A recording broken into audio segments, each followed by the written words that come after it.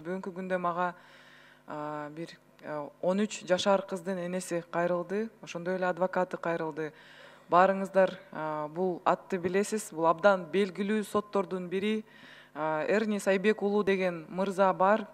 Анын артында көптөгөн скандалдар турат, бирок ага карабастан ушул 13 жашар кыздын мындай айтканда жашоосуна бүгүнкү күндө чоң таасир тийгизди деп ойлойм. Эмне үчүн? Анткени Бишкек паркта кичинекей кыз туалетке чыгып кетсе, ал жерден зордукталып кетти.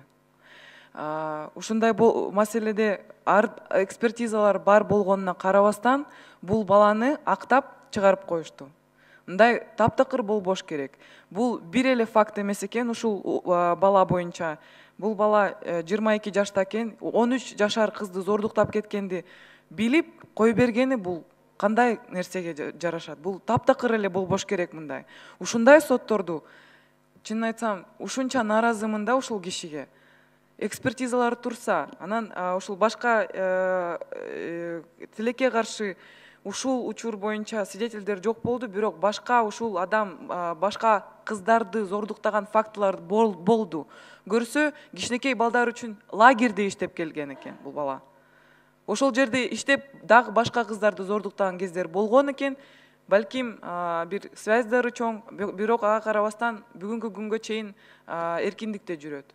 Ушул чоң сураныч. Прокурорлор дагы кыздын укугун коргой албай, бүгүнкү күндө ушул сот, Верховный сотко кетти бул иш боюнча маселе.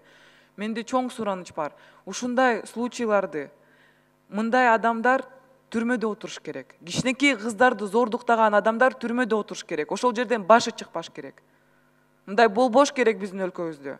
Балдарды коргойбуз деп ушундай Эрни Сайбек уулу адамга мен кайрылып кетет элем.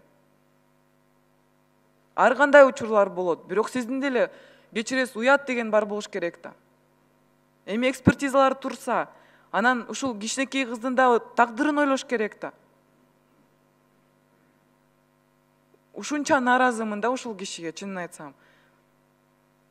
Ушул ишти Верховный сотко барганда менде чоң сураныч, прокурорлорго дагы калыс карап бериңиздер. Болбош керек мындай биздин өлкөбүздө. Кичинекей кызды зордуктаган адам эркиндикте жүрбөш керек.